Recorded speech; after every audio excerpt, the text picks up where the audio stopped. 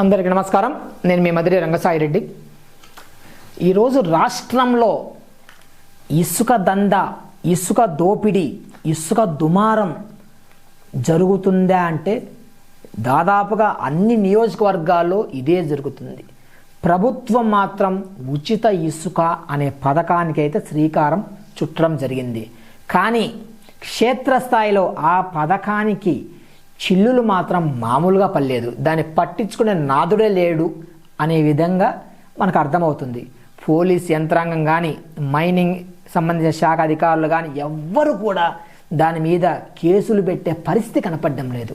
ఎందుకంటే సామాన్య వ్యక్తి ఒక తట్ట మట్టి తీసుకుంటే వాళ్ళ మీద అనేక రకాల కేసులు పెట్టే ఈ రోజున పరిస్థితిలో బడా నేతలు టన్నుల కొలది ఇసుక తవ్వుకుపోతుంటే పట్టించుకునే నాదుడే లేడని చెప్పేసి జరుగుతుంది.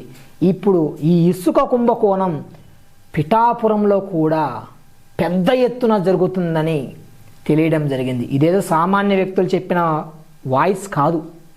అక్కడ టీడీపీ ఇన్ఛార్జ్ గారైతే వర్మ గారు ఉన్నారో ఆయన చాలా బహిరంగంగానే దీని మీద నిలదీయడం జరిగింది. ఇప్పుడు వర్మ గారికి, పవన్ కళ్యాణ్ గారికి మాటలు లేవా? వాళ్ళిద్దరికి ఏమైనా వైరభావం ఉందంటే ఏమీ లేదు. కానీ కింది స్థాయి వాళ్ళు మాత్రం చెలరేగిపోవడం వల్ల ప్రజల పక్షాన, తను నమ్ముకున్న నాయకులకు పక్షాన నిలబడడం కోసం వర్మ గారు గలమెత్తినట్లయితే తెలుస్తుంది. అంతేనా, లేకపోతే ఏదైనా రాజకీయ వ్యూహం ఉందా అనేది భవిష్యత్తులో తెలుస్తుంది. ఇప్పటికే పవన్ కళ్యాణ్ గారు పిఠాపురంలో ఒక చెరువునుంటే తవ్వుకోవడానికి పర్మిషన్ ఇచ్చినట్లు తెలుస్తుంది. అది కూడా ఇటుకల బట్టీకి. కానీ ఇష్టం వచ్చినట్టు చెరువుల గర్భాలను కూడా తవ్వుతున్నట్టు తెలుస్తుంది. కానీ పోలీసులు కనీసం కేసులు పెట్టకుండా ఎందుకున్నట్లు అని పోలీసుల మీద కూడా ఆయన తీవ్ర ఆరోపణలు అయితే చేయడం జరిగింది. ఎందుకు రాష్ట్రంలో అంతలక్క జరుగుతుంది కదా, పిఠాపురాన్ని ఎందుకు ఇసుక దోపి ప్రతి విషయం పిఠాపురం ఎందుకు వస్తుందని అనొచ్చు. ఎందుకంటే గతంలో వైసీపీ ఉన్నప్పుడు అవినీతి అక్రమాలపై ఒక దండయాత్ర చేసిన నాయకులు ఎవరంటే జనసేనాని.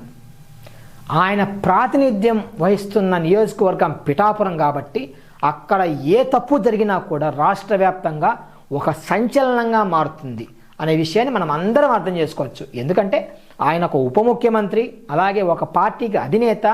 అంత ఎన్ని కాకుండా ఈరోజు ఎన్డీఏ భాగస్వామి, అలాగే ఒక ఆదర్శ నాయకుడు కాబట్టి ఆడ ఏ తప్పు జరిగినా కూడా ప్రజలు అన్నీ గమనిస్తారు. కాబట్టి జనసేనాని ఇప్పటికైనా అక్కడ జరిగే తప్పుల్ని ఆపాలి. గతంలోనే జనసేనాని గారు చెప్పారు పోలీసుల తీరు మార్చుకోవాలని.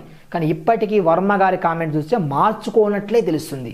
ఇప్పటికైనా చట్టపరంగా ఉండండి, జనసేనానికి చెడ్డ పేరు తెచ్చే పనులు చేయకూడదు అని మళ్ళీ కోరుతున్నాం. ధన్యవాదాలు.